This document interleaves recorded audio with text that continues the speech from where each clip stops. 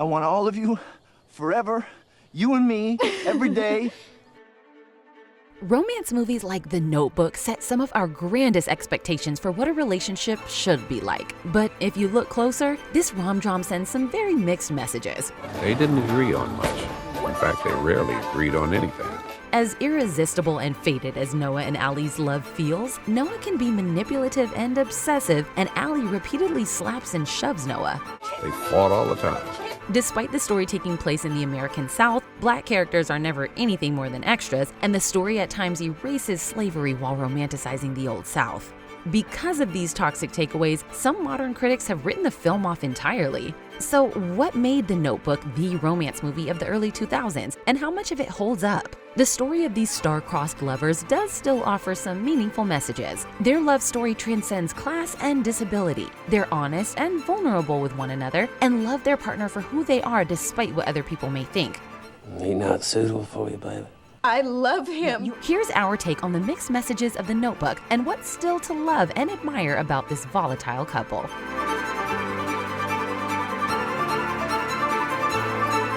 If you're new here, be sure to subscribe and click the bell to be notified about all of our new videos. Toxic takeaway number 1. Pressuring your partner is romantic. Can no ever mean maybe? Absolutely not. But watching Allie and Noah flirt might make you think otherwise. Come on, one day. What's it gonna hurt? I don't think so. What can I do to change your mind? Guess you'll figure something out. Noah first meets Allie when she's spending time with someone else. Instead of respecting her choices, he inserts himself into their space and tries to hijack their date. And when she makes it clear that she's not interested, he threatens to throw himself off a Ferris wheel if she doesn't agree to go on a date with him. Well, don't do me any favors. No, I want to. You want it? Yes! You want it. This dynamic continues throughout the film. Noah is hard-headed and pushy, and Allie matches his energy by resorting to violence. Come on! Come on! Do it. Do it! Do it! He obsessively writes to her after their breakup, even though he never receives any sign back that she's interested in continuing communication. He wrote 1 letter a day for a year, 365 letters, but they all went unanswered. And although he moves on after that year, when he sees proof that she's moved on as well, he recommits himself to getting her back. He got the notion into his head that if he restored the old house where they had come that night, Allie would find a way to come back to her. Again, all without any signal that his over-the-top attention is at all welcome. This behavior fits into a larger pattern. Noah regularly ignores Allie's cues and always seems to think he knows what's best for Allie better than Allie herself. When he asks her to lie in the street with him, she declines. You're gonna get run over. But he ignores her and keeps trying. I don't know. You just get up. That's your problem. You know that? All this escalation can be entertaining to watch, but it would not be fun to live. Initially, Allie herself is turned off by Noah's behavior. You wanna dance with me? No, Why not? because I don't want to. But he's ultimately rewarded for not respecting Allie's boundaries, and his more problematic behavior is framed as romantic. And when I see something that I like, I got it. I love it. I go crazy for it. He even occasionally uses tactics like negging, a pickup artist term for when you put a woman down to subconsciously make her seek your validation. I always figured you were kind of free. I am free. You don't seem like it. By contrast, Lon, Allie's fiancé, handles her infidelity and possible rejection with grace, maturity, and a progressiveness that feels modern. He puts her feelings first and respects her need to figure out what she wants, even if it means he could lose her. Listen, are you all right? Yeah. Okay, then go. Take your time, do whatever you need to do. Conversely, Noah behaves in an explosive and demanding way when Allie doesn't immediately pick him. Noah insists that Allie not only wants but needs to choose him in order to live a good life. You're bored! You're bored and you know it. You wouldn't be here if there wasn't something missing.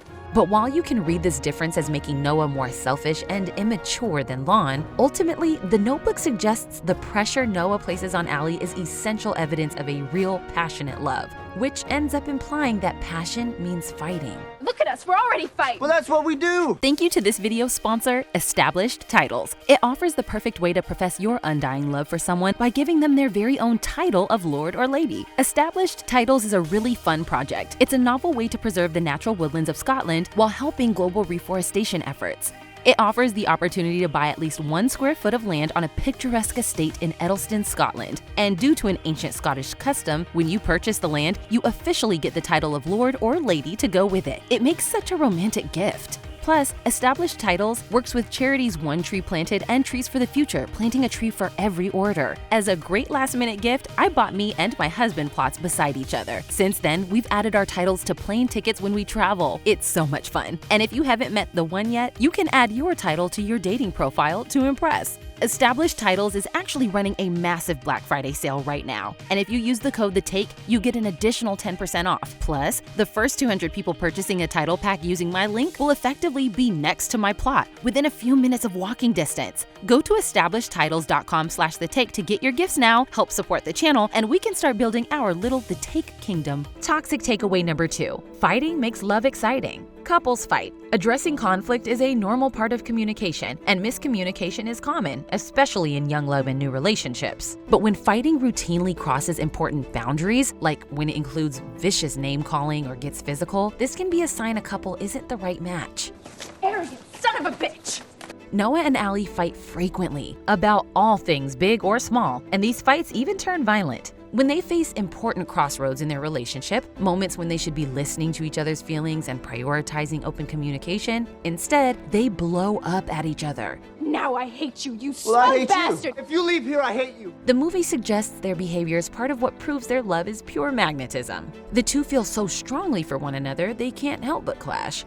They were crazy about each other.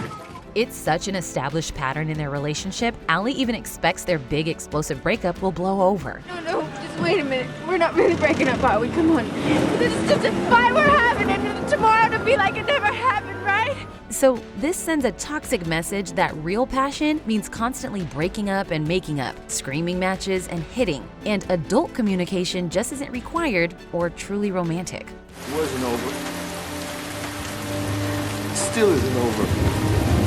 Toxic takeaway number 3. History is romantic and all white. Watching The Notebook today, it's distracting how few people of color are on screen. The handful of Black people we get to know in the film are two-dimensional caregivers, entertainers, and servants. Willow will pack your things. Oh, I'd be happy to pack your things, Miss Allen. At the same time, The Notebook largely ignores the realities of racism and segregation in the 1940s American South, seemingly so that it can fill certain scenes with Black extras, but without actually delving into any racial issues. Even though Jim Crow is the law of the land in that era, Noah grows up around Black people, and his father plays music and socializes freely with his interracial community. Later in the film, we see Allie and Lon attend a fully integrated nightclub in the South with her parents, and Allie's parents even get up and start dancing alongside Black dancers without any commentary. So this comes across as oversimplified behavior for a wealthy Southern family in the 1940s, who, given that context, likely originally accumulated some of their wealth as slaveholders.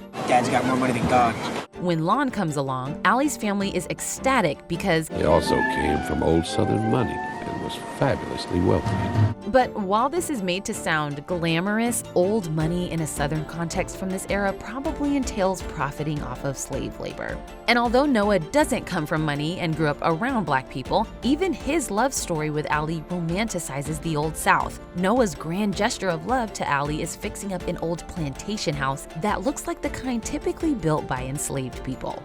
In time, Noah finished the house.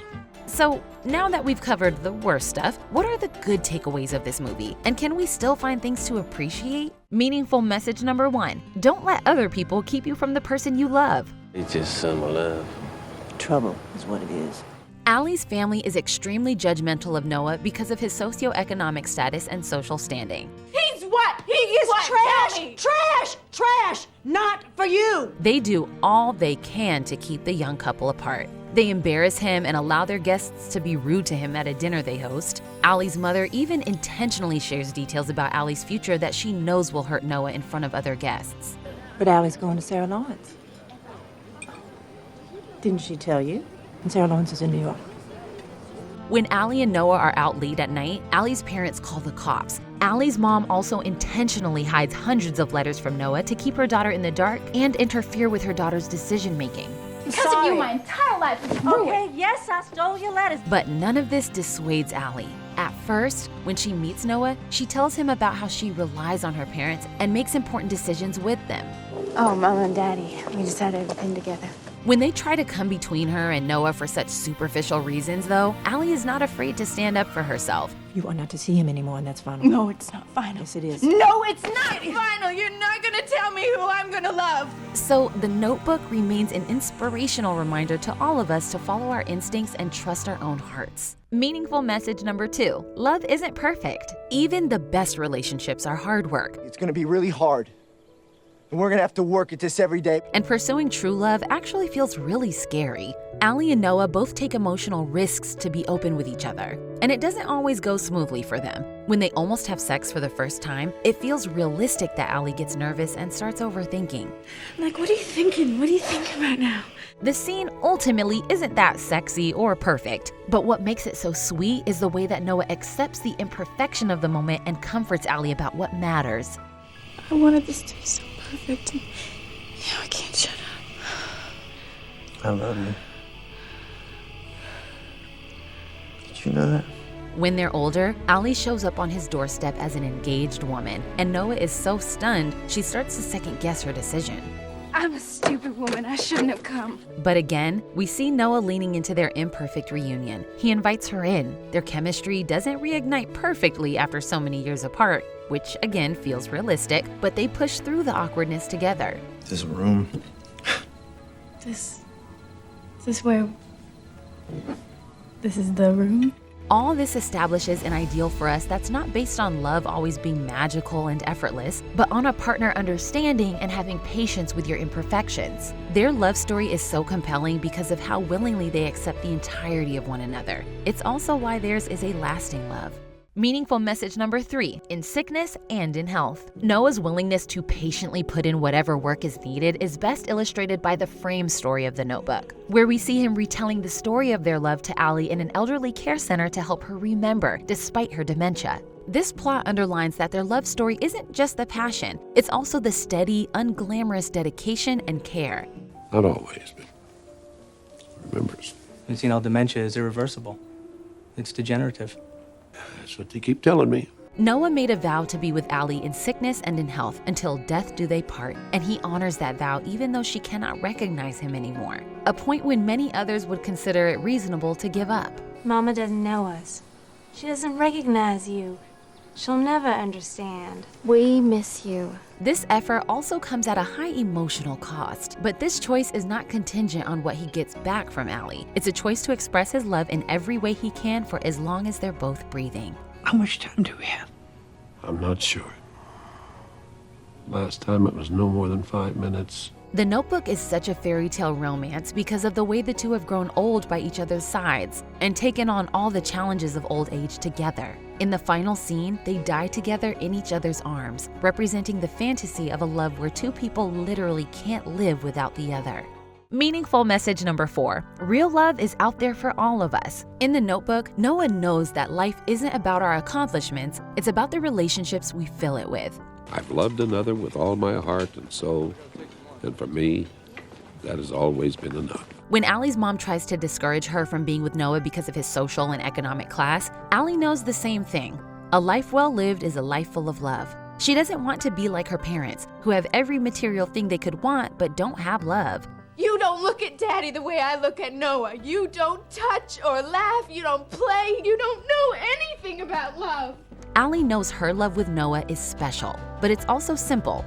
It's laughter and play and joy. They have very bubbly chemistry. They push each other towards spontaneity and don't take themselves too seriously. Even though they are toxic at times, they make each other feel alive in a way that other people can't seem to. So, despite its many red flags, there are timeless elements to this joyful love story between two imperfect people. And I remember seeing the movie and I was crying like a baby, like we all did. From their initial honeymoon phase until old age, a period of life that's often left off-screen in popular romance films. The most meaningful takeaway from The Notebook never goes out of style. We're all capable of finding a love that's as special and total as Noah and Allie's, and when we do, we have to treasure it above all else and never let it go. It's beautiful. It's a beautiful story. Yes, it is. Thanks for watching The Take. Make sure to subscribe and let us know what you want The Take on next.